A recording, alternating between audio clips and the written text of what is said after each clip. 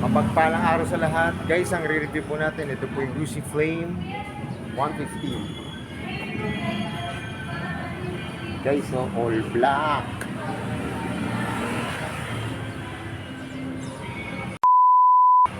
Pero pag bago pa lang po kayo sa akin YouTube channel, pa-subscribe naman po at pa-hit ang notification bell para updated po kayo sa akin mga videos. Tara guys, simulan natin ito review. Guys, simulan na po natin ito review. Ito po yung Rusi Flame 150. Carb type pa po siya guys. Ayan o, glossy na black ang kulay niya. Kita nyo naman yung mukha. Mapogi. LED na po lahat yung ilaw niya. Kanyang headlight, park light, signal light, LED na po lahat yan. Punta naman tayo sa gulong niya. Ang gulong po nito, may naka-print po talaga na Rusi. Ang sukat naman po nito ay 2.50 by 17. Kita nyo naman yung kanyang disc brake, aggressive po yung design, 3mm ang sukat. Ito po yung kanyang brake caliper.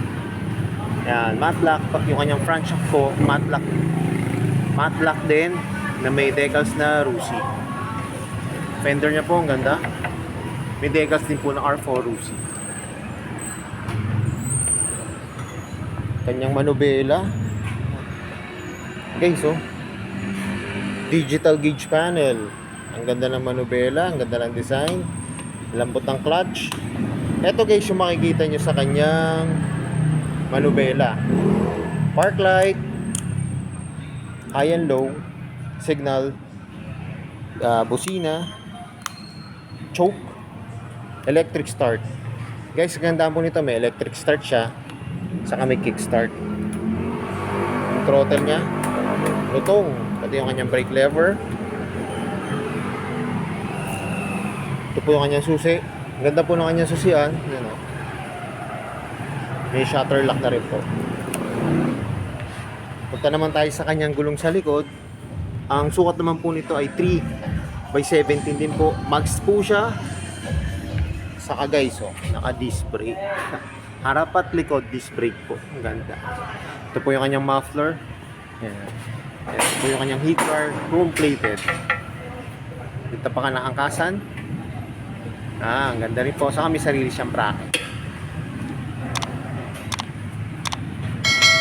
Sa likod naman po, ito po yung kanyang tail light, LED. Pati po yung kanyang magkabilang signal light, LED rin po. Grab bar, ang rubberized po na may naka-engrave na Rusi. Tignan natin guys yung kanyang U-box. Buksan natin.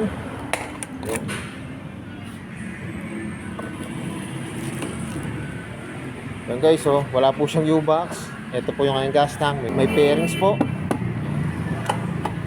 Gas cover. Ganda po. Yung material na ginamit po, plastic po na kulay white. Saka yung kanyang seat cover po ay naka-staple naman po sa guardrail. Kaya hindi po madaling mapulot. Pakita ko na rin guys yung upuan. Ang ganda po, yan oh. Magaspang saka makapit to. Kita nyo naman guys, ang napaka-minimal lang po yung kanyang decals. Flame. Dito po Rusi, tapos Euro 3. Ito naman po yung kabilang side ng engine. Yan, may naka-emboss po dito na Rusi.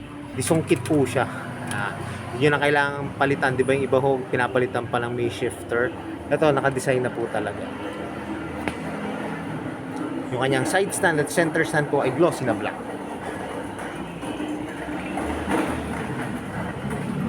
Po yung kabilang side, yung kickstart niya kanina, simple lang po design, glossy na black.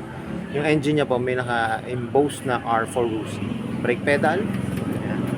Tapos tapakan po ng driver, footrest niya. Ayan, lampot. Saka may rubber po. Saka guys, mapapansin nyo ang ganda po ng bolts ito. Para siyang white gold bolts na. So yun guys, ito na yung inaabangan ko. Sasakyan ko na itong Rusi Flame 150 glossy na black. Tignan nyo po ako pag nakasakay na ako sa ito.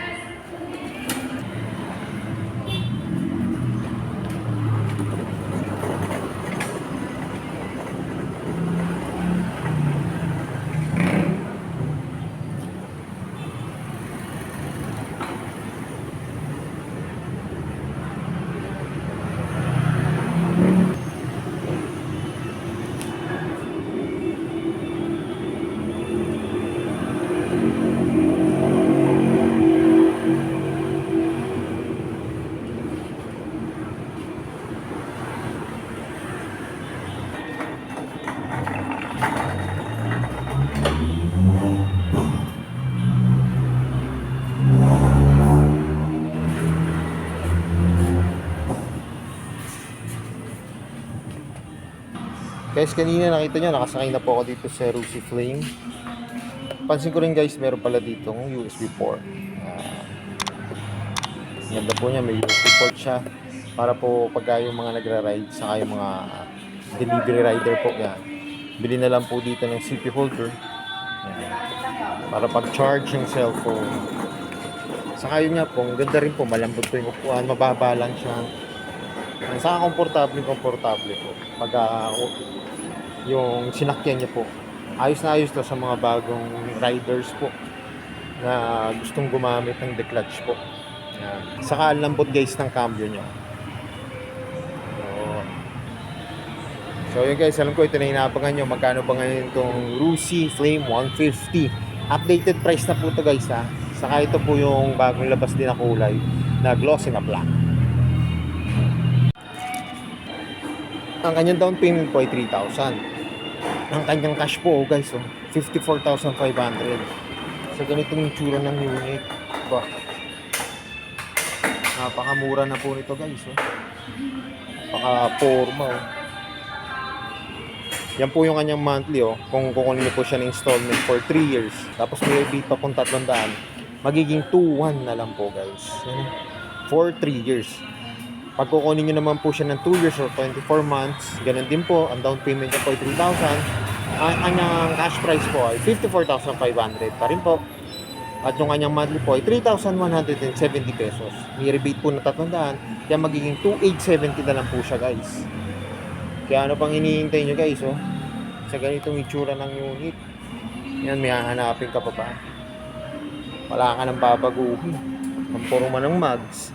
Yung gulong saktong-sakto lang. Hindi siya mataas, hindi siya mababa. Yan. Saka guys, disc brake. Harap at likod. Ayan disc brake po siya. Napaka nito. Goods na goods to. Kasi di ba yung iba naka-drum brake pa po yung likod. Ito sa presyong 54,500. Parehas na po naka-disc brake. Ayan. Saka ito rin po, digital gauge panel. Manubela. Ang ganda po ng design. Yan. Saka yung pairing siya po. Saka yung mga bolts na po. Saka guys, ang available nilang kulay, ito po, yung glossy na black. Saka yung guys, yung yellow. Saka yung gray. Yan po. Ang review ko lang po ngayon, ito po black kasi napaka-pogi. Napaka-angas po. Napaka-simple ng design. Kaya pasyalan nyo na guys to.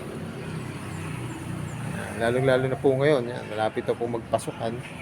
Yung mga gusto ng service. Pwede po to. So yung guys, hanggang dito na lang. Kung bago lang po kayo sa aking YouTube channel, pa-subscribe naman po at pahit ang notification bell para update po kayo sa aking mga videos. At salamat nga po pala dito sa may Rusi, dito po sa may Barangay Malusak, Santa Rosa, Laguna. At nare-review ko po yung mga motor nyo. More sales to come. At gaya na lagi po sinasabi, ingat po palagi, ride safe always, and God bless po. Palike and share na rin po na aking mga videos. At lagi natin tatandaan, mahal tayo ng Diyos. Bye-bye!